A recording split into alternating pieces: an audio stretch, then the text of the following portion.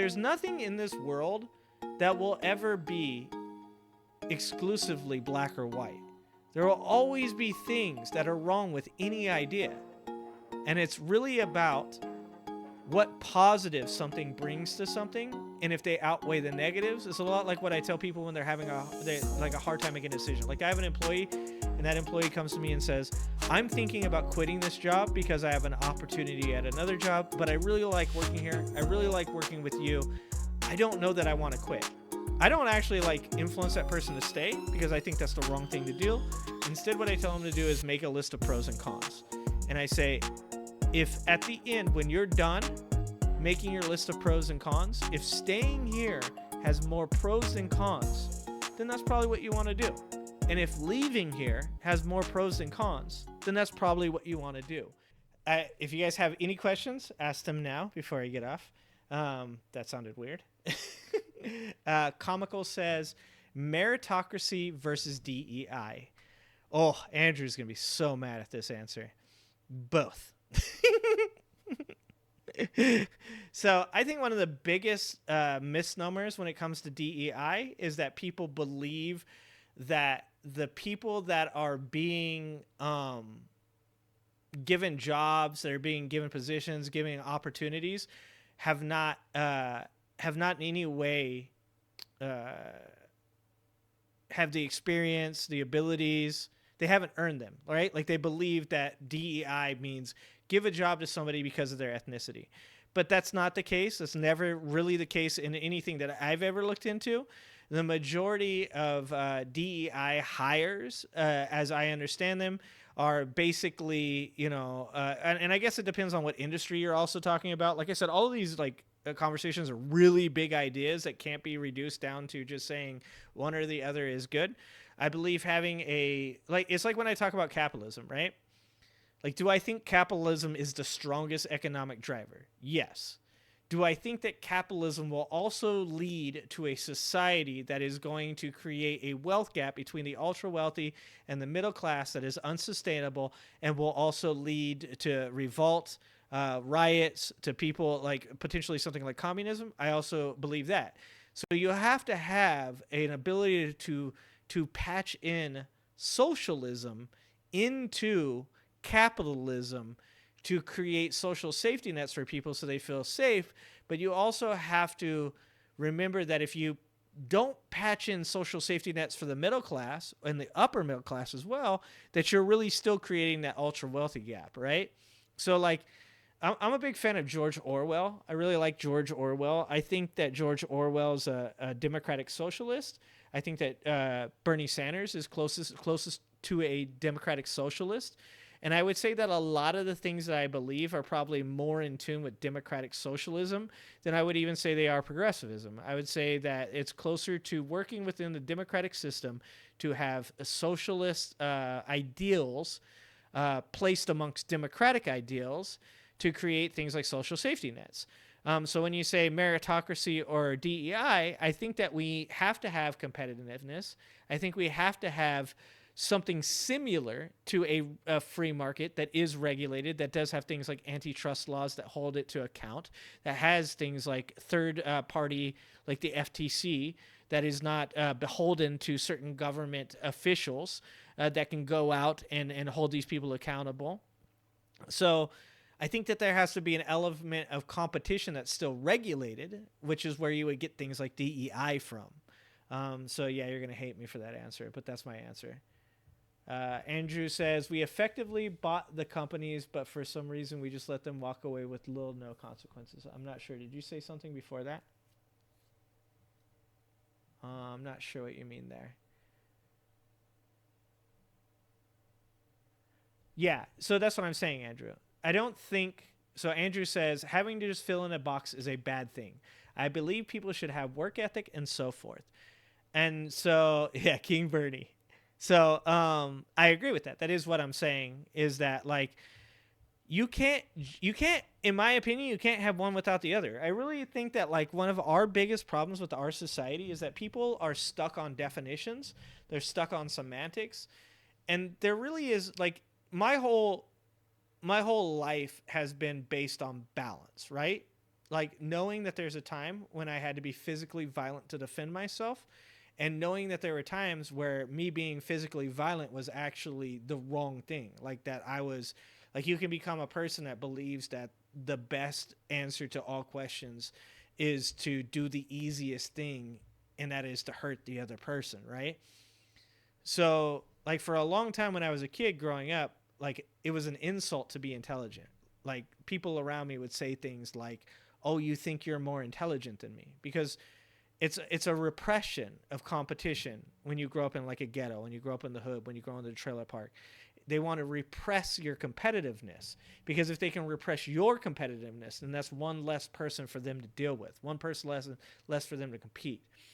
And so I had to realize that being intelligent put me on a level that concerned those people, and that's why they repressed it. And so I had to find that balance between both being able to physically be capable of defending myself when necessary, and also when it was time to be like an intelligent person, to use my words to talk my way out of situations or try to de-escalate situations. So I think the problem that we have in society a lot of times is that we're constantly getting caught up in definitions and semantics. We're saying, what is a republic? What is a constitutional republic? What is a democratic republic? What is a pure democracy? And those things are all actually really important to know the definitions of them. But it's both knowing the definitions and also understanding that you don't have to stay stuck in a lane.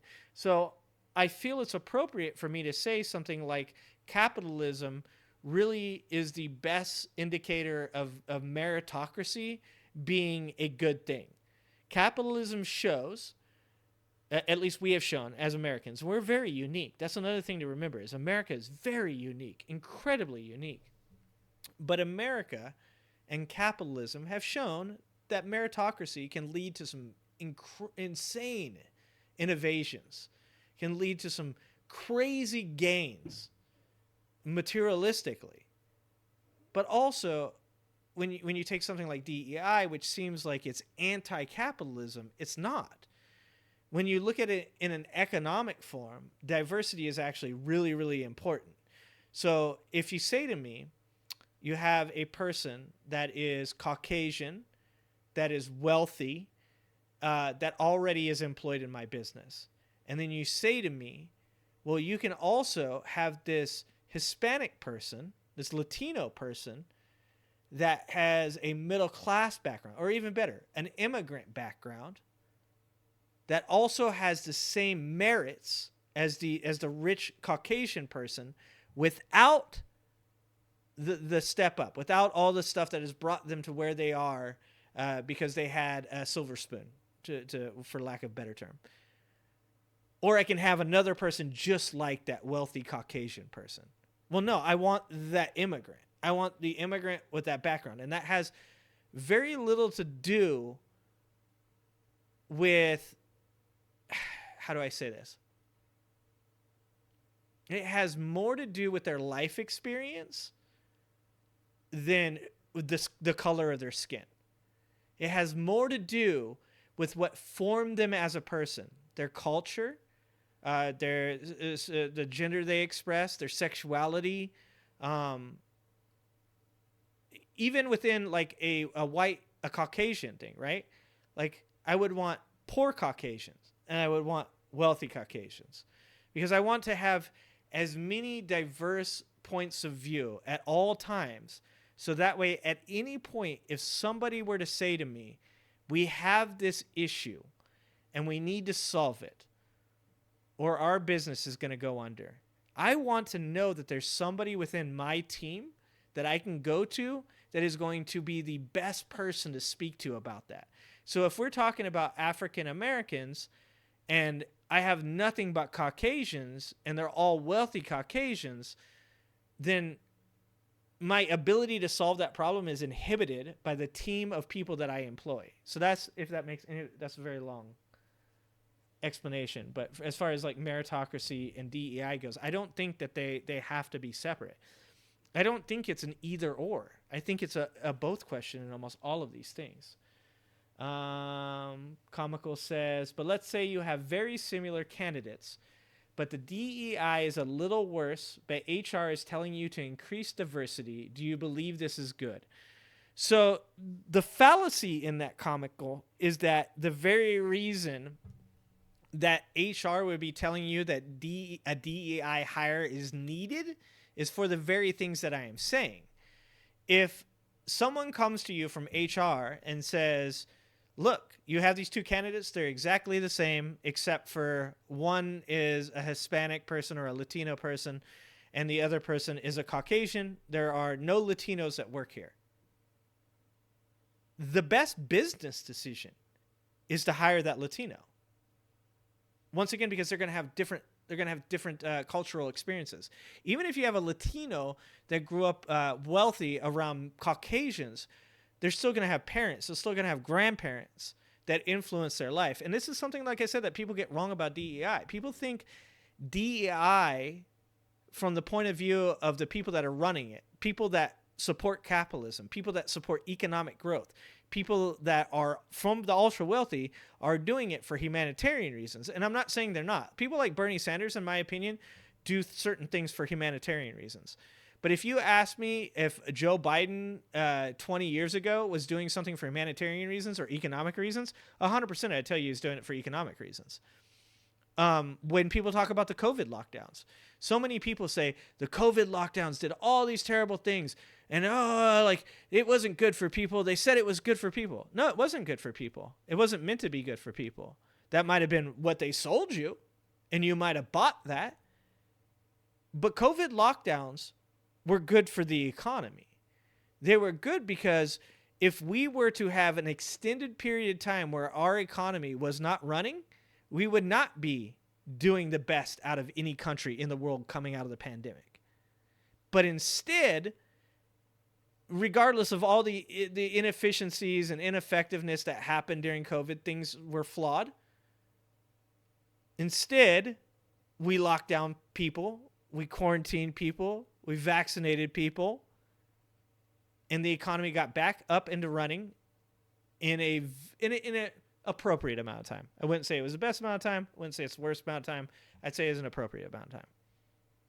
But those are all like misnomers. People tend to buy into the fact that this is a humanitarian thing. It's not. It's an economical thing. So like when I say that about what you're saying about candidates being the same, there is a multitude of factors that come in. Can I say one thing though? Let's see. I do agree with that, Doc, that all people should have to travel abroad. One thing I will say where I do think DEI is actually not a great thing is, and I've heard this recently, I don't know how widespread this is, so I'm not going to, take it with a grain of salt kind of stuff. But specifically in colleges and stuff like that, where obviously there's like the Asian factor where they talk about the fact that like certain Asians were like being, people were being prejudiced against them because there's too many Asians at Harvard or whatever it is, right?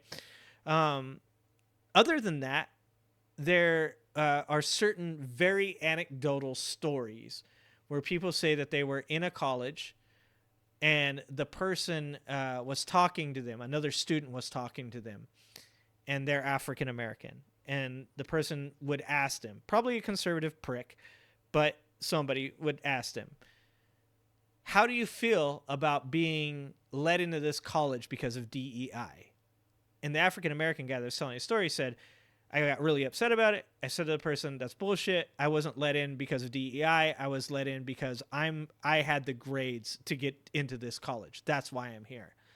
And then he said after a while, he started to think about it, and it had an adverse effect on his confidence because he started to think about it and say to himself, well, hold on. What if I am only here because of DEI? So there are negative effects. Like I said, there's nothing in this world that will ever be exclusively black or white. There will always be things that are wrong with any idea. And it's really about what positives something brings to something, and if they outweigh the negatives. It's a lot like what I tell people when they're having a hard time making a decision. Like I have an employee, and that employee comes to me and says, I'm thinking about quitting this job because I have an opportunity at another job, but I really like working here. I really like working with you. I don't know that I want to quit. I don't actually like influence that person to stay because I think that's the wrong thing to do. Instead, what I tell them to do is make a list of pros and cons. And I say, if at the end, when you're done making your list of pros and cons, if staying here has more pros than cons, then that's probably what you want to do. And if leaving here has more pros than cons, then that's probably what you want to do. And I look at it the same way when it comes to legislation. I look at it the same way as I look at policies. I look at it the same way when I look at candidates. I'm constantly weighing, does this have a greater chance of a positive outcome, or does it have a greater chance of a negative outcome? And I know most people are going to go, yeah, of course, that's what we all do. But I think that most people try to do it intuitively. And I don't try to do it intuitively. I try to do it analytically. I try to look at things and parse out the different things, the different factors within those things to make a decision that isn't based on my gut feeling. It's partially based on my gut feeling, but also it has a foundation in actual information.